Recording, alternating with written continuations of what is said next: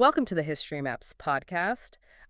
Picture the heir to the English throne. He's this tall, imposing prince who, would eventually become a really feared conqueror. Right. But right now, at this moment, he is just completely blinded by absolute, unadulterated rage. He's driving his heavy cavalry across the rolling hills of the Sussex Downs, and he's totally abandoning the primary battlefield. He's just ignoring his entire army's strategic formation. Yeah. And he's doing all of this just to chase down a group of fleeing Londoners.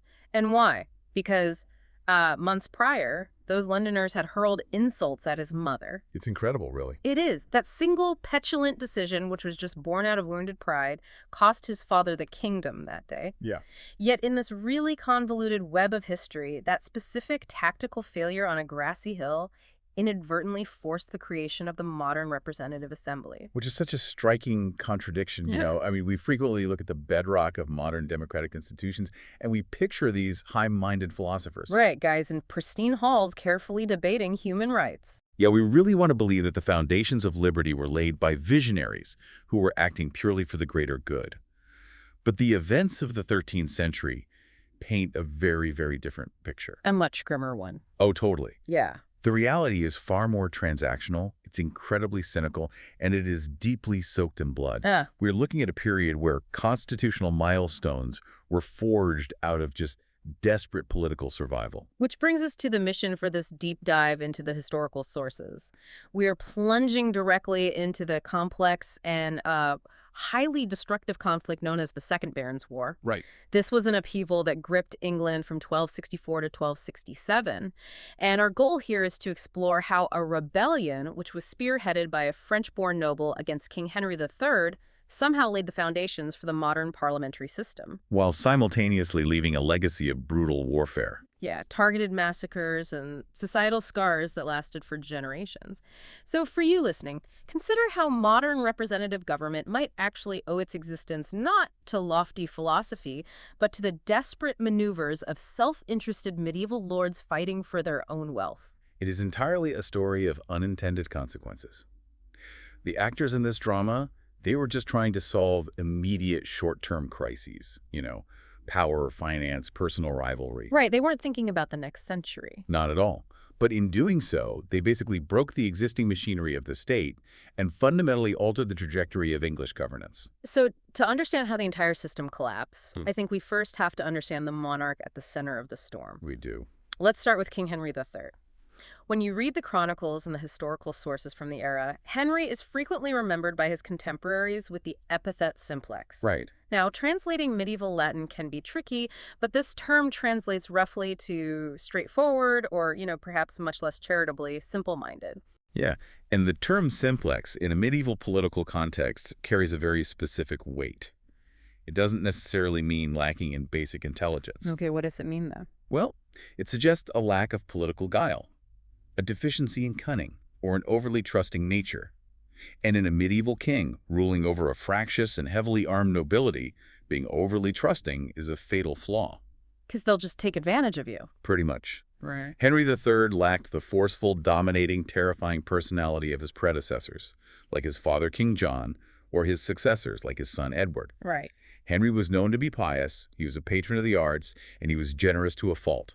But he was also highly susceptible to the influence of the strongest personalities in his immediate vicinity. And that susceptibility led directly to the central grievance of his reign, which was his heavy reliance on foreign counselors. The English nobility deeply resented this foreign influence at court. Oh, they hated it. You've got families from Savoy and the king's own half-siblings from Poitou coming into England, receiving prime estates, securing lucrative marriages, and essentially acting as the gatekeepers to the king's favor. Yeah, and reading the sources, it seems it wasn't merely a matter of who had the king's ear. It was fundamentally a matter of how the king was spending the realm's money. Right, because the financial strain was immense. Henry III was constantly demanding extra finances from his barons and the shires. And he was making these demands during a period of widespread famine. Exactly, poor harvests across England. The populace was suffering, the local lords were feeling the economic pinch, and yet the king was continually asking for more cash to fund ventures that provided zero benefit to the English realm. So we have to ask why he needed that cash so desperately. Right, and the sources point to a highly ambitious and ultimately disastrous foreign policy venture. Henry had embroiled himself in a conflict against the Hohenstaufen dynasty for the Kingdom of Sicily. Yeah, we need to unpack the geopolitics of that. The Hohenstaufen dynasty, they were the Holy Roman Emperors, and they held power in southern Italy and Sicily. Okay. Pope Innocent IV, who was based in Rome, felt entirely surrounded and threatened by the Hohenstaufens. So the Pope decided to essentially auction off the Kingdom of Sicily to anyone who could conquer it on his behalf. Just giving away a kingdom he didn't really control. Right, and Henry III, sitting all the way in England, accepted this papal offer. He was hoping to secure the Sicilian crown for his second son, Edmund. This is truly baffling from a logistical standpoint. I mean, he's taxing a starving English population to fight a war at the bottom of the Italian peninsula. Against the Holy Roman Empire, no less. Yeah, against the Holy Roman Empire for a title that his family doesn't even hold yet. It reveals a stark disconnect between the medieval understanding of royal prestige and the practical limitations of state finance. Henry envisioned himself acting on the grand European stage. He wanted to be a player. Yeah. He believed that by fulfilling papal requests and elevating his dynasty with new crowns, he was acting as a glorious Christian monarch. But the reality was that the English treasury and the medieval taxation system simply could not support an expeditionary force operating 1,000 miles away. No, of course not. And when the English money inevitably ran out, the Pope simply withdrew the offer of the title. Ouch. Yeah. Henry was left with staggering debts to the papacy, nothing to show for his expenditure, and a deeply alienated baronage at home. And that alienation reached a boiling point in 1258. The realm was essentially bankrupt, the harvests had failed again, and the barons had just had enough. They really had. 7 leading barons confronted Henry and forced him to accept what became known as the Provisions of Oxford. To put this in perspective for you, think of the Provisions of Oxford as a hostile corporate takeover. That's a good way to look at it. Right. You have a frustrated board of directors, the barons, who decide they need to strip an erratic CEO, the king, of his unilateral decision-making powers. They step in and say, look, you are running this company into the ground, we are seizing the checkbook, and you can no longer make decisions without our approval. That analogy captures the mechanics perfectly. Under the Provisions of Oxford, the absolutist Anglo-Norman monarchy was effectively abolished. Just like that. Yeah, it was an unprecedented constitutional shift. Henry was forced to govern through a privy council of 15 members and a broader council of 24 barons. And didn't he have to hold regular parliaments? He did. He had to agree to hold a parliament 3 times a year to monitor the performance of his ministers. Yeah. The barons took control of the royal castles, the treasury, and the appointment of the chief justiciar and the chancellor. It was an extraordinary curtailment of royal authority. I mean, Henry even had to take a solemn collective oath on religious relics to uphold these provisions. But naturally, an anointed king rarely accepts such limitations willingly. He viewed the oath as being taken under duress. Henry immediately began looking for a way out of this constitutional straitjacket. So by 1259, he negotiated the Treaty of Paris, buying the support of King Louis IX of France. And the terms of that treaty demonstrate just how desperate Henry was to free himself from his own barons, right? Oh, absolutely. Henry agreed to permanently give up his claims to vast ancestral lands in France's territories like Normandy, Anjou, and Poitou, Which had been seized from his family by the French crown since 1202. He is formally surrendering the heartland of the Angevin Empire. He is willing to shrink his territorial holdings on the continent just to secure his precarious domestic position against his own barons. He needed Louis IX to stop funding rebels and to provide a secure diplomatic backing. So by 1261, Henry took the ultimate step. He secured a papal bull from Rome. And a papal bull, in this context, was essentially the highest legal and spiritual authority in Western Christendom, issuing a decree. The Pope officially released Henry from his oath to uphold the Provisions of Oxford. He declared the oath invalid because it infringed upon the divine rights of the monarchy. Which effectively tore up the peace agreement and set the stage for total civil breakdown. The barons were outraged. And the figure who emerged to lead the opposition against Henry was a very unlikely champion for the English traditionalists, right? Simon de Montfort. Simon de Montfort is a fascinating, complex figure. He was not some rugged English patriot from the Shires, steeped in Anglo-Saxon common law. Not at all. No, he was born in Normandy around 1208. He was the son of a famous crusader who had violently suppressed heretics in southern France. Simon only arrived in England in 1229 And his initial motivation was simply to reclaim his family's lost earldom of Leicester. So he comes in as a foreigner looking for land, but he ingratiated himself so well at court that he became a close confidant of the king. Very He was appointed governor of Gascony, representing English interests in France.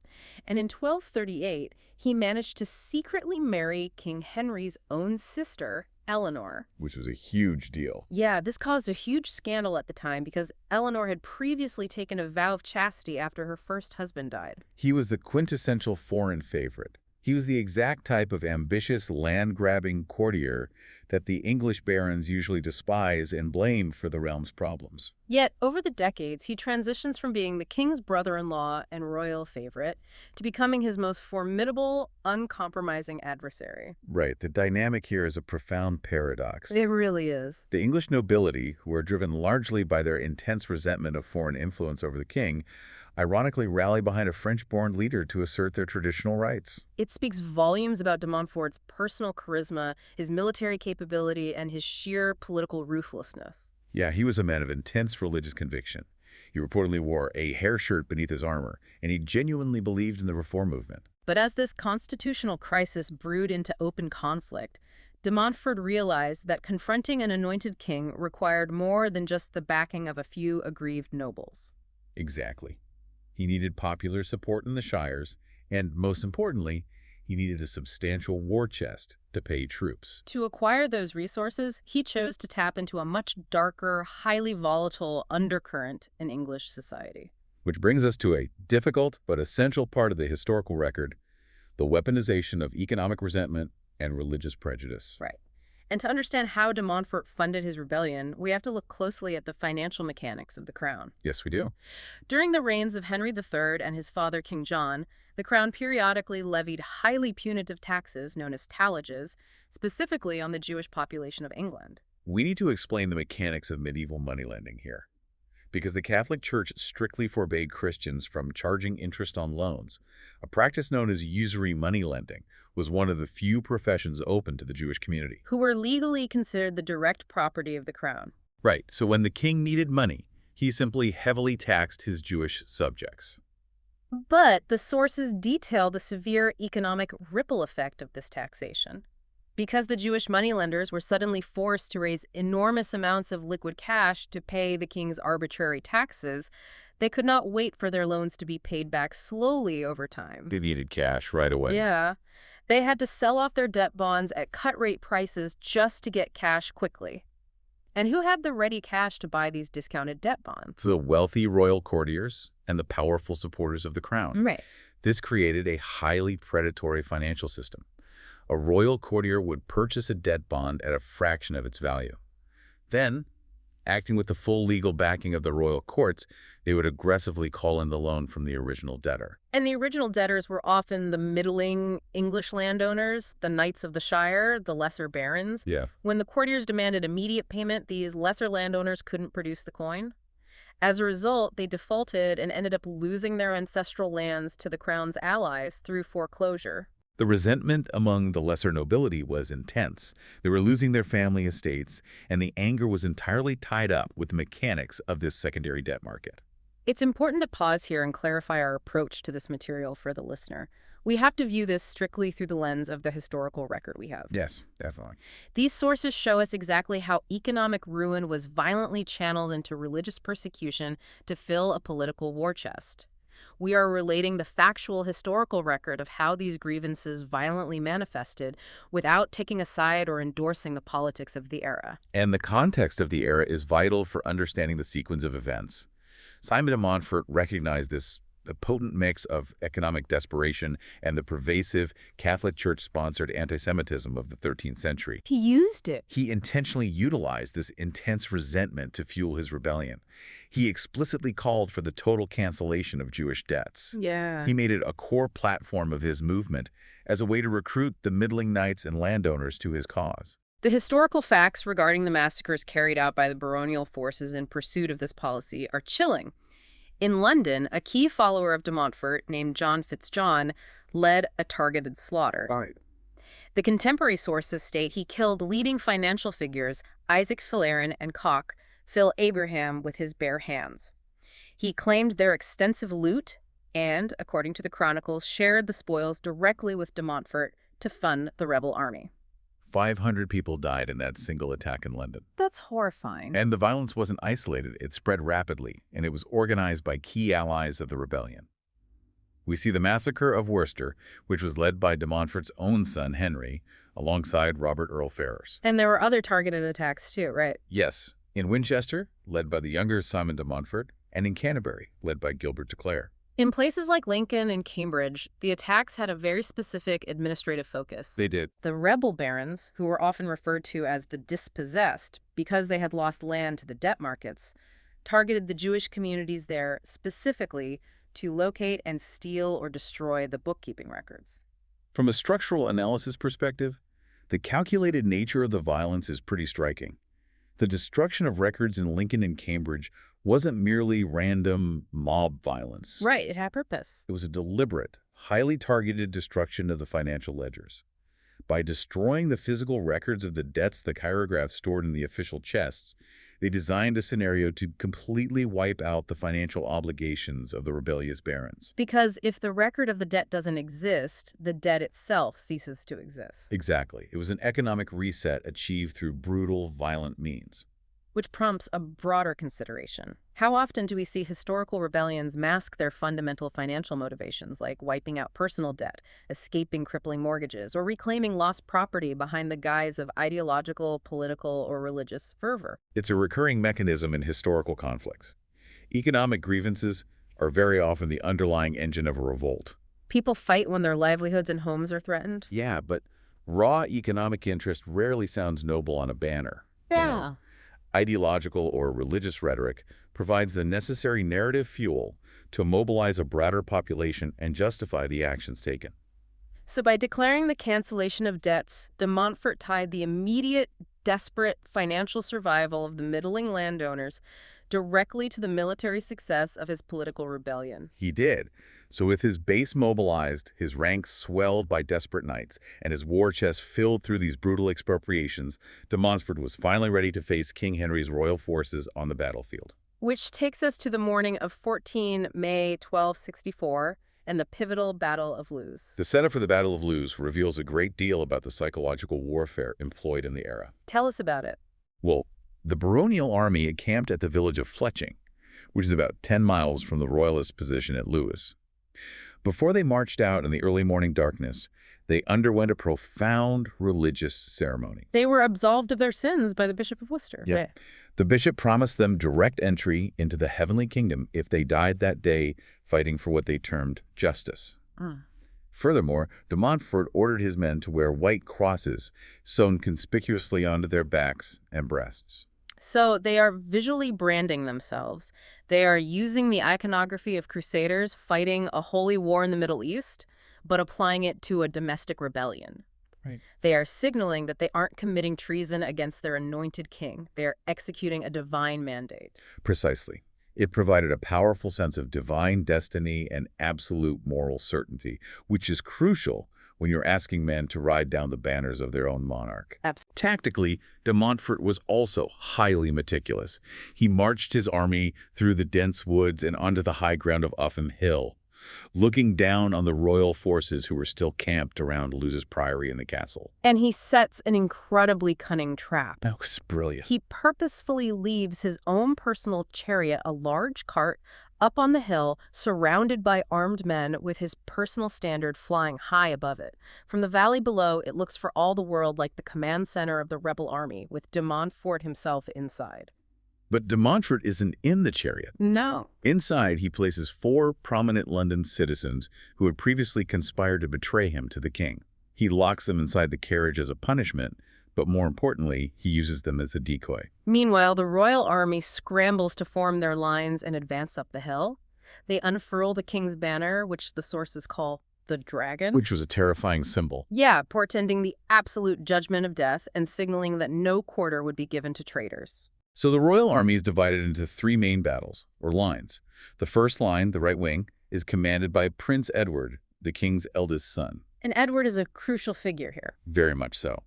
He leads a violent, thundering cavalry charge directly against the left wing of the baronial army, which happens to be composed largely of the London militia. The sheer force of the heavy cavalry charge is overwhelmingly successful.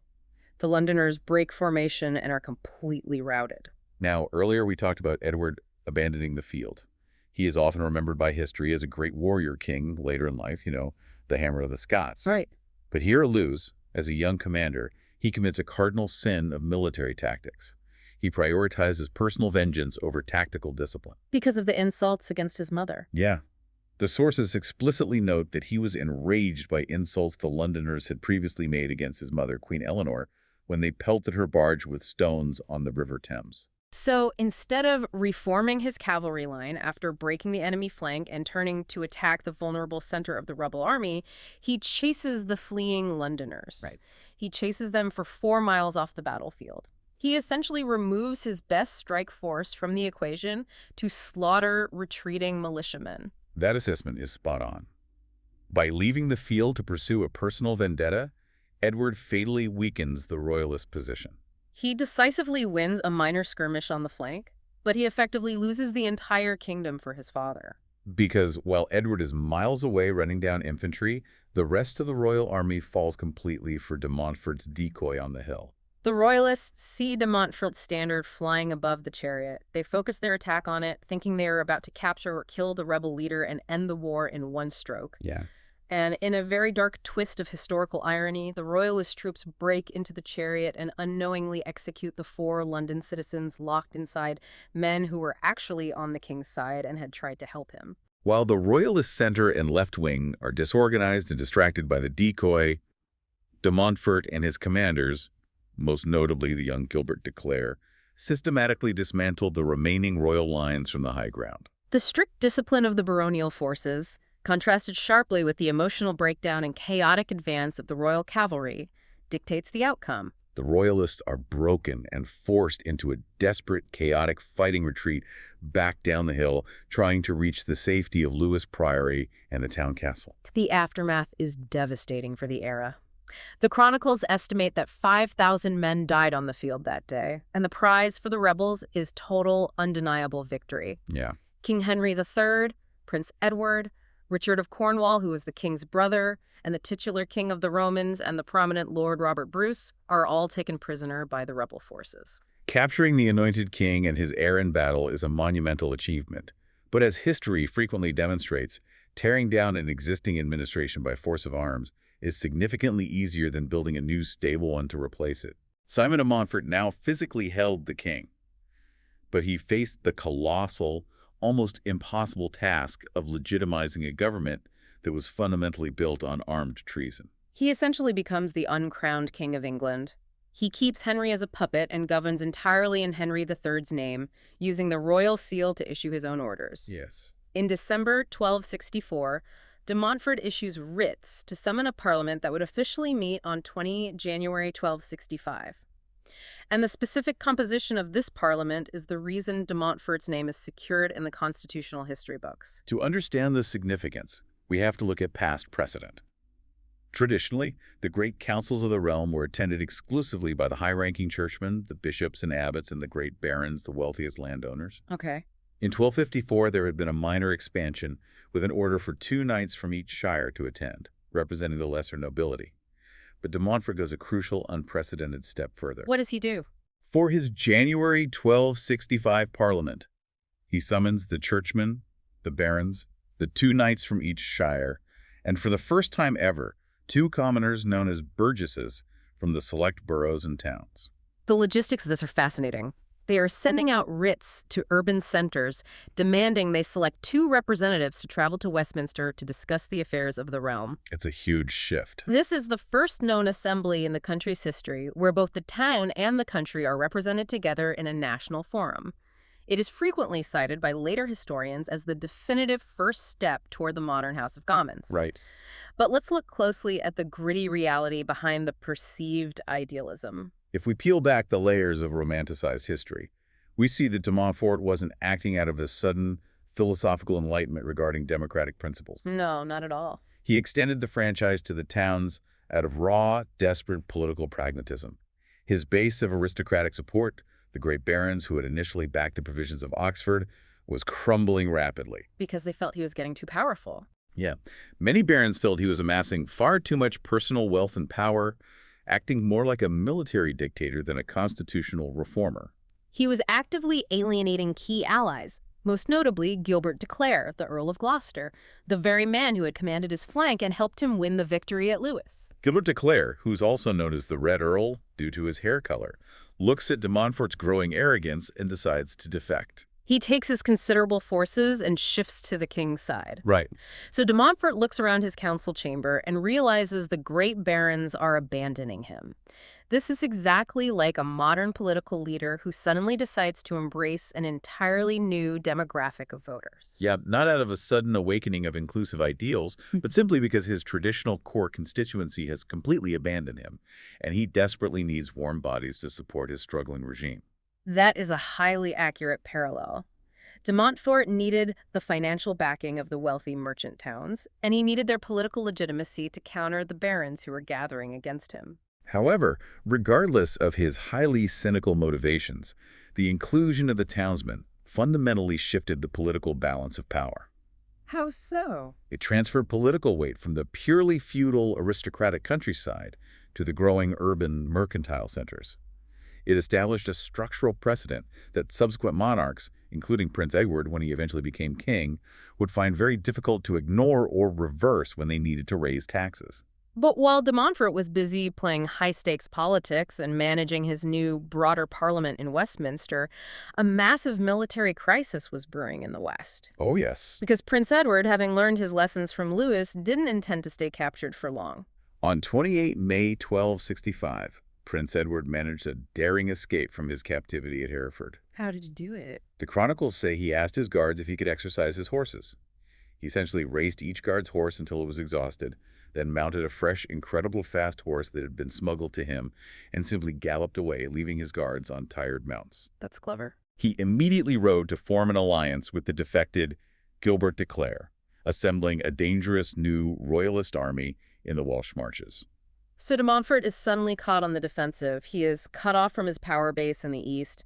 He desperately seeks allies of his own, reaching out to the Welsh Prince Llewellyn ap Gruffudd. Right.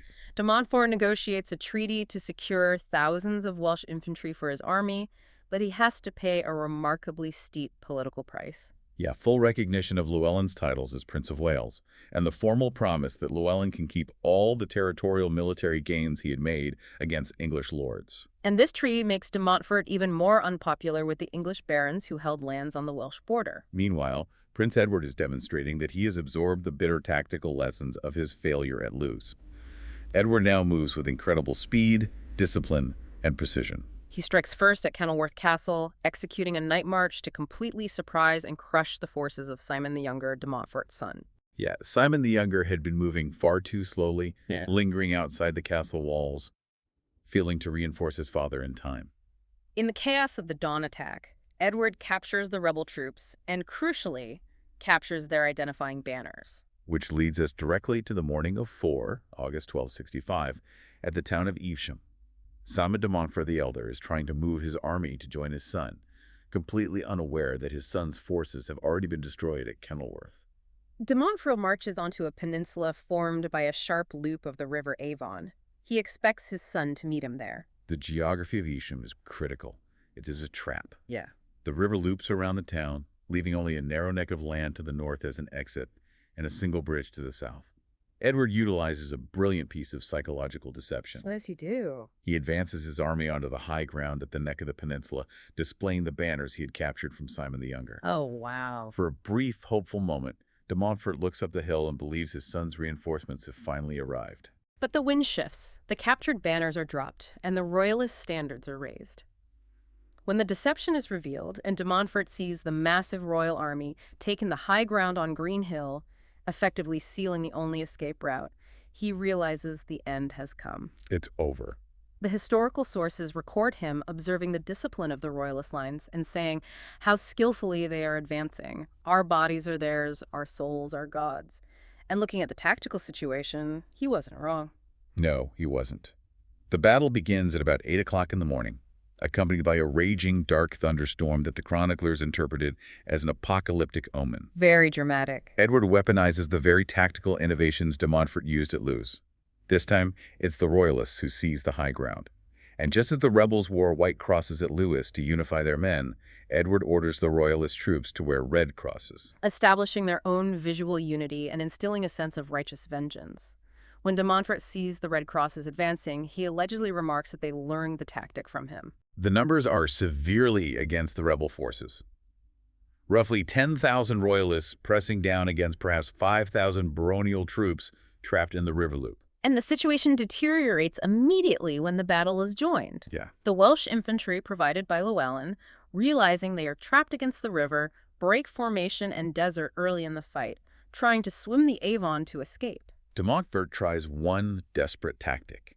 He forms his heavy cavalry into a tight wedge and tries to drive straight through the center of the royal line to break out. But the Royalist flanks simply close in around the wedge, completely surrounding them. What follows is not a standard medieval battle. It's a deliberate, systematic slaughter. Yeah.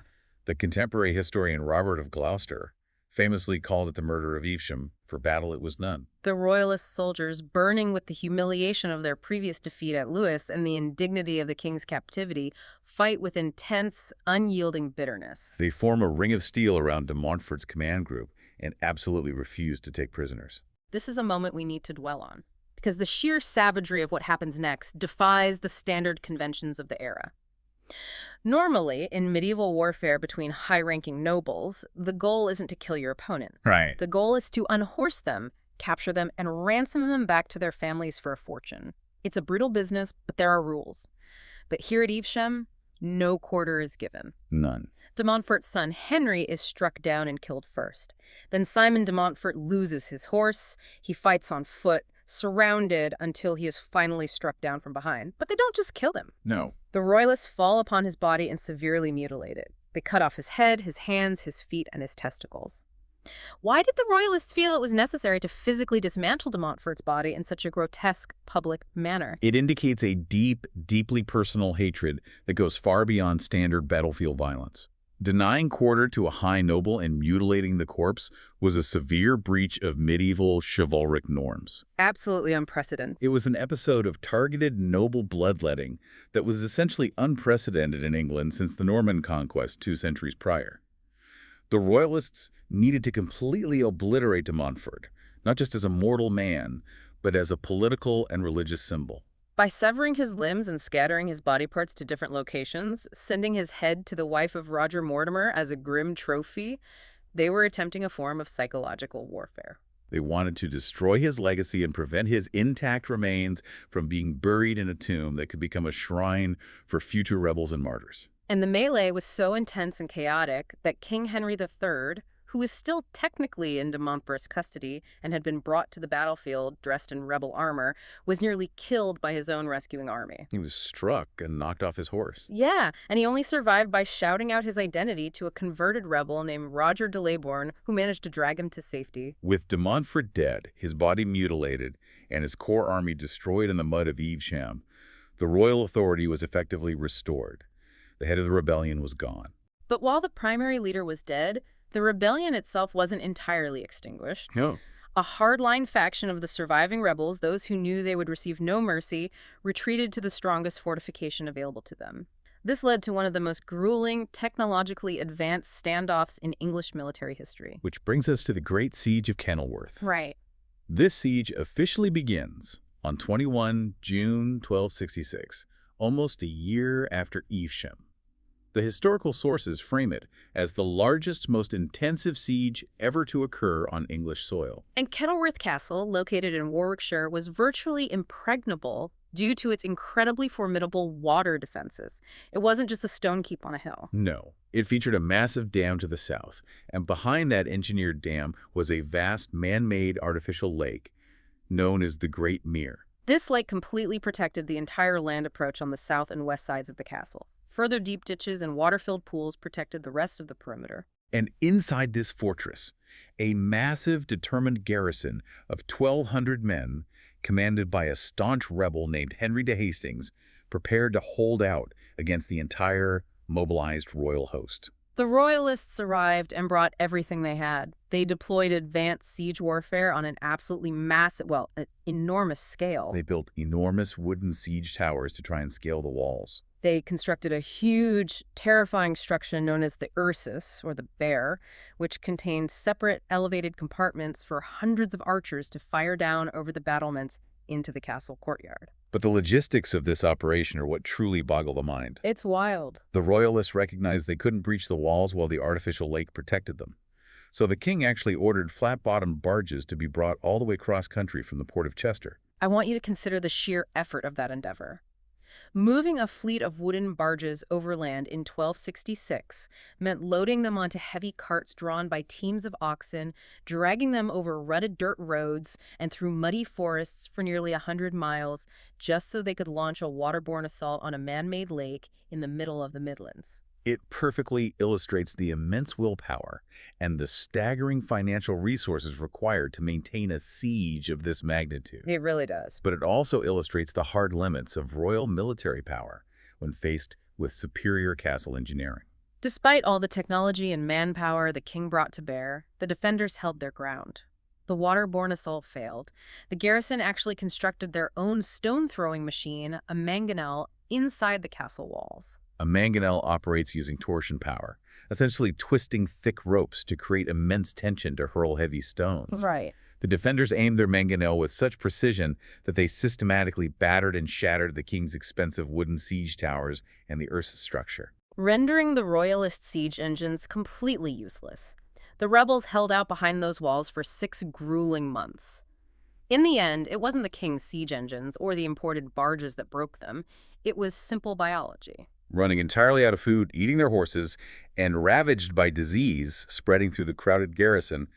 They finally negotiated a surrender in December 1266. The military stalemate at Kenilworth forced a profound structural realization upon the crown. Yes, it did. King Henry and Prince Edward realized they couldn't simply execute every surviving rebel or lay a 6-month siege to every defiant castle in England. The financial cost of paying the royal army was too high, and the risk of sparking an endless, grinding insurgency was too great. They needed a legal and economic resolution to finally drain the poison from the realm and end the war. That resolution took the form of a legal document called the Dictum of Kenilworth, which was actually issued on 31 October 1266. Even before the siege officially ended, as a way to tempt the defenders to surrender. Initially, in the immediate vengeful aftermath of Evesham, the crown had implemented a policy of total disinheritance. They seized all the lands of anyone involved in the rebellion and gave them to royal loyalists. But the Dictum of Kenilworth reversed that harsh policy. Instead of total, permanent disinheritance, it offered a royal pardon and gave the rebels the legal ability to buy back their forfeited estates from the royalists who currently held them. But the financial penalties attached to this buyback were incredibly severe. The price to reclaim the land was typically set at 5 times the annual financial yield of the estate. For central figures in the rebellion, the die-hard leaders like Robert Furze, the Earl of Derby, and Henry de Hastings, the commander at Kenilworth, the penalty was increased to an astronomical 7 times the annual yield. Think of this as the state forcing you to take out a crippling, high-interest medieval mortgage just to live in the house your family has owned for generations. It was punitive, certainly, but it was survivable. If we contrast the ruthless, physical bloodshed of Evesham with the pragmatic, bureaucratic reconciliation of the Dictum of Kenilworth, we see a vital evolution in statecraft. The crown learned a hard lesson. Economic integration allowing the defeated rebels a structured, legal path back into the financial system, albeit a highly expensive one, was a much more permanent and stable solution than physical annihilation. These pragmatic provisions were so successful at eventually restoring peace that they were formalized and incorporated into the Statute of Marlborough in 1267. That statute served as the bedrock for royal government and maintained a lasting peace well into the 1290s. It is a remarkable pivot from the brutality of the battlefield to the calculated columns of a ledger book. And speaking of bureaucratic ledgers, the long, complicated shadow of Simon de Montfort creates an incredible historical postscript. Let's fast forward all the way to modern times, specifically the year 1965. Ah, yes. The bizarre, highly bureaucratic drama surrounding the British postal stamps commemorating the 700th anniversary of de Montfort's 1265 Parliament. The story starts when the town clerk of Evesham, the very town where de Montfort was slaughtered and mutilated, a man named Mr. N.F. Davies, writes a formal letter to the post office. Right.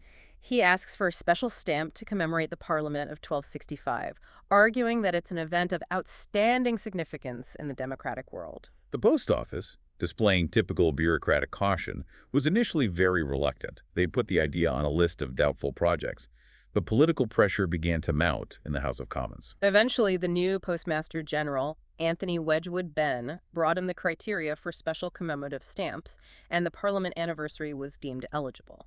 But then the issue of historical accuracy arose, causing a debate among historians and politicians. People began questioning whether de Montfort's Parliament could truly accurately be called the first Parliament, since it only represented England and not the whole United Kingdom. Right. Furthermore, there was unease about celebrating an assembly that was created under forceful, treasonous circumstances by an active rebel holding the king hostage. Despite the academic debates, the government decided to move forward with the design. They rejected the initial submissions from contemporary artists. Eventually, they selected a highly traditional adaptation by Professor Richard Guyot, which was based on a 1647 engraving of Westminster by the artist Wenceslaus Haller. The stamps were printed and finally issued to the public in July 1965. The speculation required to process this event is deeply ironic. You have modern government institutions operating in the 20th century arguing honestly over the historical accuracy of celebrating the first Parliament. Yeah. Yet, in doing so, they are conveniently glossing over the stark historical reality that the creator of this Parliament was a self-serving warlord. He used the inclusion of the commoners primarily as a desperate tactical maneuver to consolidate his own waning power against his rivals. Exactly. Well, I mean, it is an incredible historical irony that demands attention. A man who was literally chopped to pieces on a battlefield by the crown, his body parts scattered to prevent him becoming a martyr, is 7 centuries later immortalized on a Royal Mail postage stamp. A stamp that is officially approved by the very governmental apparatus he fought against. It just goes to show how the passage of time sands down the rough, bloody edges of a narrative until a violent, self-interested rebellion is transformed into a tidy, sanitized celebration of the march of democracy. It speaks volumes about how subsequent generations search through the past for origin stories that validate their current institutions. We need a narrative that makes our modern systems feel ancient and noble, even if the historical reality on the ground was far more convoluted, pragmatic, and violent. Which leaves us with a final thought to mull over as we conclude. We have talked extensively about the battles, the religious massacres, the sieges, and the constitutional documents. Right. But perhaps the true lasting legacy of the Second Barons' War was an entirely unintended socio-economic shift. By inviting the burgesses and townsmen to Parliament in 1265, a move made merely to save his own aristocratic skin and balance the scales against his rivals, Simon de Montfort inadvertently legitimized a new class of people. He gave a national voice to the very urgent mercantile classes that would, over the coming centuries, grow wealthy and powerful enough to render the feudal system and the martial power of the barons themselves completely obsolete. Thank you for listening. History Maps. Learn history visually.